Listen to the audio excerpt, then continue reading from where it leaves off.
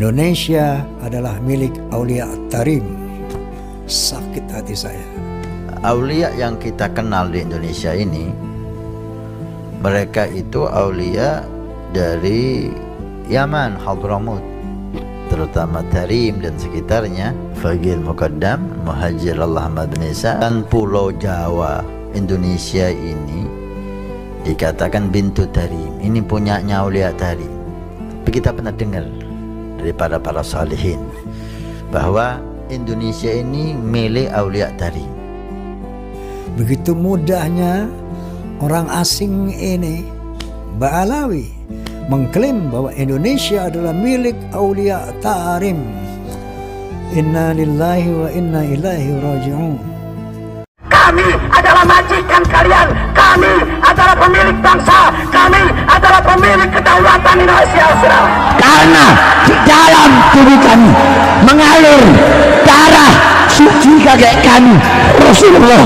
Diam saudara.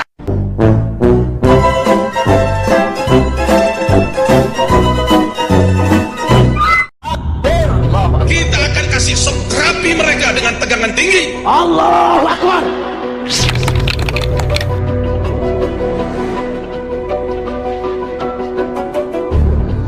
Sahabat Puja Sumatera, dalam sebuah histori, tidak dapat dipungkiri bahwa akar penjajahan mengular jauh hingga masa kolonialisme. Penjajahan bukan hanya berupa pendudukan fisik, tetapi juga manipulasi ideologi, perpecahan sosial, dan rekayasa identitas keagamaan. Alawi adalah sebuah sekte Islam yang berasal dari cabang Syiah, dikenal karena interpretasi esoteris mereka terhadap Al-Quran dan simbolisme yang kaya. Kaum Alawi muncul pada abad ke-10 di Irak. Namun sejarah mencatat, sekte ini juga terlibat dalam pembiakan ideologi melalui tangan kolonial. Di antara proyek-proyek pembiakan sekte Alawi tersebut, Inggris memperoleh mandat di Palestina, sebuah mandat yang membuka jalan panjang bagi penjajahan negara Zionis terhadap tanah dan rakyat Palestina. Sementara Prancis mengambil mandat atas Lebanon dan Suriah sejak tahun 1920. Sementara Belanda bertugas mengatur pembiakan sekte Alawi di Nusantara tercinta Indonesia. Yang menjadi pertanyaan, apakah ini hanya suatu kebetulan? Atau memang ada keterkaitan erat antara Alawi Suriah dan Alawi Yaman? Sahabat Puja Sumatera, istilah Alawi secara kultural juga kerap digunakan sebagai panggilan bernada satir dari pihak luar terhadap kelompok ini. Di Suriah, sekte Alawi menetap di wilayah pegunungan yang dikenal sebagai Jabal al-Alawiyin atau Pegunungan Alawit. Mereka hidup terisolasi dengan kerangka budaya dan tradisi mereka sendiri. Karena hidup di wilayah yang sulit dijangkau, mereka dijuluki Syab al-Jibal, orang gunung, yang secara tidak langsung berarti, pergilah kembali ke asalmu. Sebuah ekspresi pengusiran sosial. Dari situ kita bisa menyimpulkan bahwa Alawi lebih tepat disebut sebagai tradisi kebatinan daripada identitas kultural, etnis, apalagi agama. Sebuah entitas samar yang menyulitkan pelacakan sejarah. Ironisnya, nama Alawi sendiri bukan berasal dari mereka, melainkan dari pihak luar. Baru pada abad ke-20, kelompok ini mulai menerima dan menggunakan istilah tersebut secara terbuka. Secara etimologis, Alawi berarti pengikut Ali. Pada masa dinasti Umayyah dan Abbasiyah, istilah ini merujuk pada kelompok yang loyal kepada Sayyidina Ali bin Abi Thalib. Lama-kelamaan, istilah ini berkembang menjadi sebutan bagi sekte Syiah esoteris. Namun bagaimana dengan Ba'alawi? Sahabat Puja Sumatera, karena perang saudara yang meletus di wilayah asal mereka, sebagian besar kelompok Alawi ini bermigrasi ke Yaman. Mereka datang tanpa membawa rumah, tanah, maupun sumber penghidupan. Kedatangan mereka disambut dengan penolakan dari suku-suku asli Hadramaut, seperti Abadiyah dari kalangan Kindah dan Al-Maharah. Para pribumi ini menolak pengaruh asing dan mempertahankan adat leluhur. Namun, sekte Alawi tidak menyerah. Mereka menerapkan strategi divide et impera, adu domba, dengan menuduh suku asli sebagai kelompok sesat, komunis, bahkan anti asing. Tuduhan ini menjadi legitimasi bagi penyerangan atau penumpasan terhadap suku pribumi dengan dukungan kelompok Syiah dan para muhibinnya. Untuk menguatkan eksistensi jangka panjang di Yaman, mereka membangun situs-situs rekayasa sejarah seperti makam tokoh suci fiktif dan menciptakan legitimasi nasab buatan. Bahkan ritual umrah Yaman yang tidak dikenal dalam Islam mainstream diciptakan sebagai bentuk rekognisi spiritual jangka panjang. Sahabat Puja Sumatera, sementara itu di Suriah, sekte Alawi berkembang sebagai kelompok minoritas yang memainkan peran penting di masa modern. Selama berabad-abad, mereka dipinggirkan. Kekhalifahan Utsmaniyah menindas mereka karena dianggap menyimpang secara teologis. Namun segalanya berubah saat Prancis datang membawa misi kolonialnya. Saat itu, sudah mulai muncul nasionalisme Arab yang menghendaki negara mereka sendiri. Mengetahui hal ini, Prancis menjalankan taktik adu domba. Pada tahun 1921, Prancis membentuk Troupes Spéciales du Levant, pasukan khusus yang sebagian besar diisi oleh minoritas seperti Drus dan Alawi. Kolonial Prancis mengerti bahwa untuk menekan perlawanan mayoritas Arab Sunni, mereka harus mengangkat minoritas sekte Alawi ke tampuk kekuasaan militer. Sekte Alawi sebelumnya dikenal sebagai Nusyairiyah, pengikut Ibnu Nusyair al-Numairi, yang ajarannya menyimpang jauh dari Islam arus utama. Mereka mudah dirangkul oleh kolonial karena tekanan historis yang mereka alami. Dari sinilah kekuatan politik mereka mulai bertumbuh. Berbeda dengan kaum Sunni yang enggan menyekolahkan anak-anaknya ke militer karena menolak bekerja sama dengan penjajah, kaum Alawi justru mendapat keuntungan besar. Pada 1955, bahkan setelah Suriah merdeka, 65% militer Suriah diisi oleh sekte Alawi. Mereka menguasai banyak posisi strategis di pemerintahan dan militer. Salah satu tokoh Alawi dari Latakia adalah Ali Sulaiman al-Asad. Julukan Asad yang berarti singa melekat padanya karena perlawanan terhadap Turki Utsmaniyah. Namun kemudian ia justru bekerja sama dengan Prancis dan memperoleh jabatan. Anaknya, Hafez al-Assad, menjadi tokoh sentral dalam sejarah Suriah modern. Ia menguasai Partai Ba'ath dan menggulingkan kekuasaan lewat kudeta pada tahun 1970. Awalnya ia mencoba merangkul Sunni, tetapi tetap memperkuat posisi Alawi dalam tubuh negara. Ketika wafat pada tahun 2000, kekuasaan diturunkan kepada anaknya, Bashar al-Assad. Bashar awalnya dianggap reformis, tetapi ketika musim semi Arab meletus tahun 2011, rezimnya menunjukkan wajah represif yang sama. Retakan sektarian yang ditanam Prancis kembali menganga. Suriah berubah menjadi ladang pertempuran proksi asing, perang sipil pun tak terelakkan. Dan akhirnya, pasukan perlawanan berhasil masuk ke Damaskus dan menggulingkan Bashar al-Assad dari kursi kekuasaan. Sahabat Puja Sumatera, revolusi Suriah adalah puncak dari perjuangan panjang yang tertanam sejak masa kolonial. Perjuangan untuk merdeka, untuk hidup dengan martabat, dan untuk menentukan arah sejarahnya sendiri. Karena itu, mari kita sebagai anak bangsa, sebagai pewaris sah warisan leluhur Nusantara, senantiasa menjaga sejarah kita. Jangan sampai sejarah kita dihapus atau direkayasa. Jangan sampai kita lupa atau sengaja dibuat lupa oleh bangsa lain atas perjuangan para pahlawan sejati dari bumi Nusantara. Kita dapat belajar dari sejarah Palestina yang direbut oleh agenda besar kolonial dan sekte Alawi. Kita juga dapat belajar dari Yaman dan Suriah tentang bagaimana identitas bisa dimanipulasi dan bagaimana kolonialisme menjelma dalam wajah baru. Semoga putra-putri pribumi Nusantara tetap waspada dari divide et impera kolonial, tetap sadar dan tetap menjaga warisan sejarahnya. Demikianlah sahabat, dikutip dari histori berbagai sumber. Jika ada dari sahabat yang memiliki pendapat berbeda, silakan tulis di komentar dengan selalu menjaga prinsip BNBR, be nice, be respectful. Bila ada kurang dan lebihnya, kami mohon maaf. Bahwa kita akan bersama-sama mengawal ini. Saya akan juga mengawal kepada Kepolisian Republik Indonesia. Saya akan mengawal kepada aparat penegak hukum yang lain. Namun demikian, jangan kita terpengaruh. Tugas terberat kita yang ada di hadapan mata, jangan kita dialihkan kepada yang lain.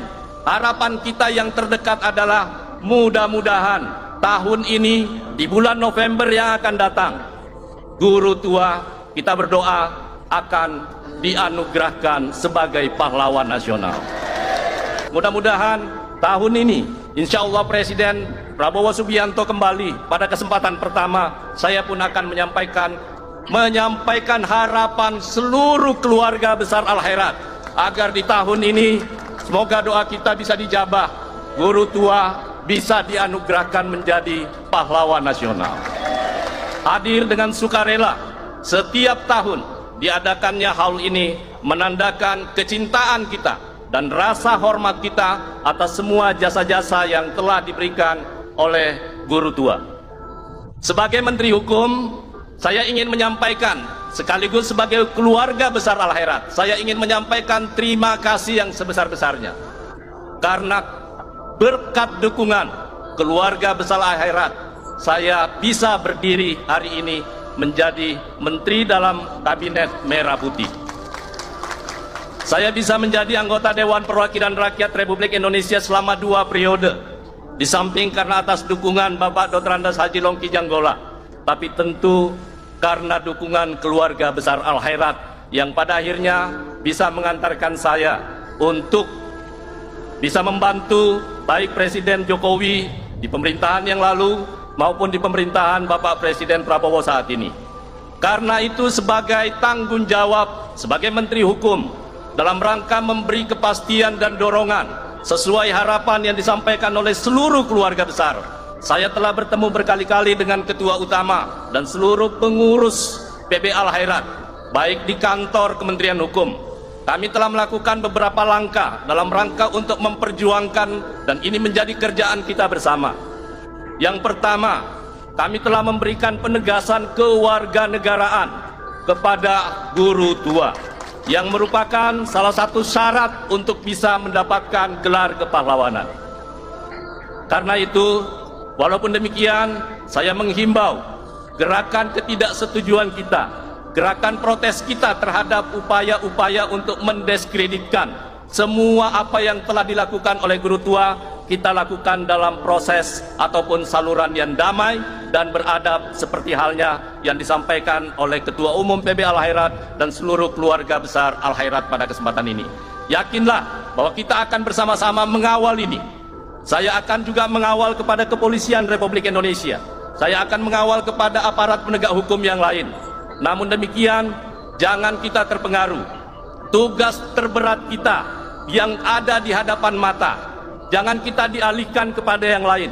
Harapan kita yang terdekat adalah mudah-mudahan tahun ini di bulan November yang akan datang, guru tua kita berdoa akan dianugerahkan sebagai pahlawan nasional.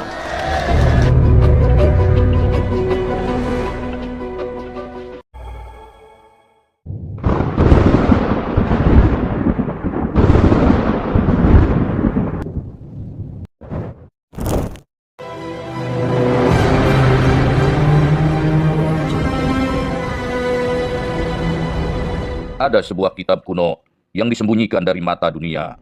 Kitab yang konon mengungkap rahasia masa depan Islam. Kitab itu bernama Al-Jafr. Dikatakan bahwa masa depan Islam tidak lagi di pusat peradaban lama. Bukan lagi di Timur Tengah yang terkoyak konflik, melainkan di timur yang jauh.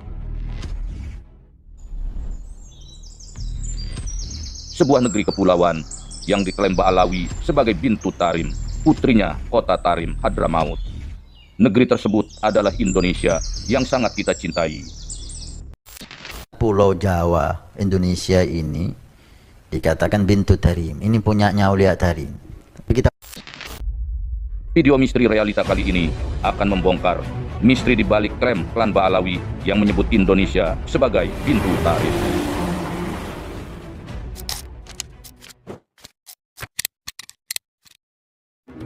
Assalamualaikum warahmatullahi wabarakatuh. Kitab misterius Al-Jafr yang diyakini sebagai warisan dari Sayyidina Ali bin Abi Thalib konon meramalkan bahwa Islam akan menemukan kejayaan kembali di timur, di mana cahaya Islam akan bersinar lebih terang setelah Timur Tengah dirundung perpecahan dan konflik. Sejak lebih dari 1 abad silam, para klan Ba'alawi mengklaim bahwa para ulama dari Tarim, Hadramaut datang membawa Islam ke Nusantara. Mereka meninggalkan jejak dakwah yang kuat, dan berawal dari klaim inilah hingga salah seorang ulama dari klan Ba'alawi bernama Habib Abu Bakar bin Abdullah Al-Atos berkata, Indonesia Bintu Tarim. Indonesia adalah anak perempuan Tarim, mewarisi cahaya keilmuan, dakwah, dan kebijaksanaan.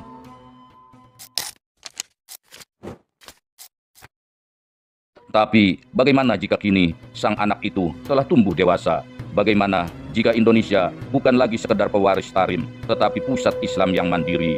Dan yang lebih dramatis lagi, Indonesia kini bersiap meninggalkan habaib sebab mereka terbukti bukanlah jurian Nabi. Dalam beberapa tahun terakhir, silsilah klan Ba'alawi mulai dipertanyakan. Kajian sejarah, silsilah nasab, dan penelitian DNA memunculkan banyak ketidaksesuaian. Sejumlah ulama dan sejarawan, bahkan para ilmuwan mulai mempertanyakan, apakah benar Ba'alawi adalah keturunan langsung Nabi Muhammad SAW? Apakah peran mereka dalam Islam Nusantara memang sekuat yang selama ini dinarasikan? Selama lebih dari 1 abad pula, Islam di Nusantara seakan bergantung pada habaib dari Tarim. Tapi kini Islam di Nusantara tumbuh dengan kekuatan sendiri. Maka pertanyaannya adalah, apakah Tarim telah kehilangan anaknya? Ataukah anak ini telah menemukan jalannya sendiri? Ya, benar, anak itu tak percaya lagi pada ibunya, sebab ternyata sang ibu menjadi sumber dusta dan khurafat.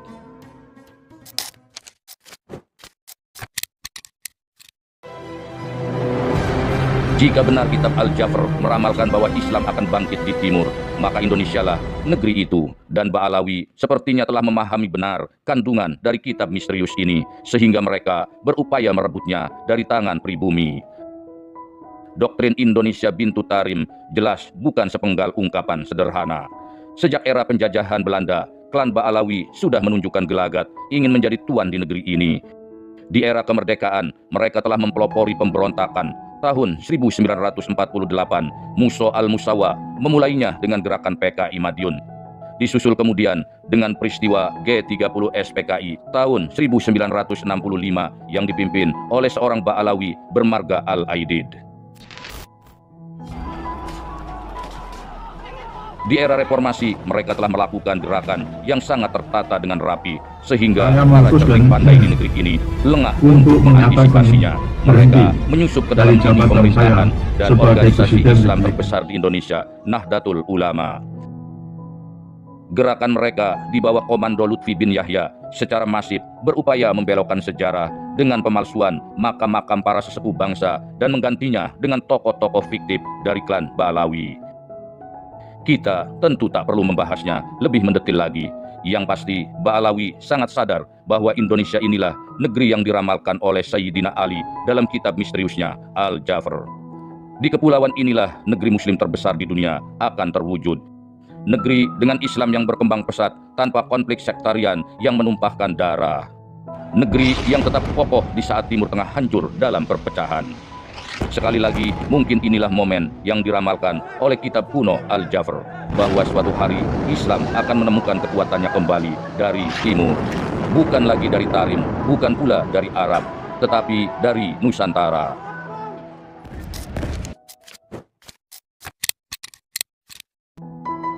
Para habaib tak sepantasnya lagi menyebut Indonesia sebagai Bintu Tarim. Kini Indonesia jauh lebih hebat daripada Tarim. Indonesia telah menjadi tiang penyangga Islam di masa depan, sedangkan Tarim tetap menjadi salah satu kota termiskin di dunia Arab.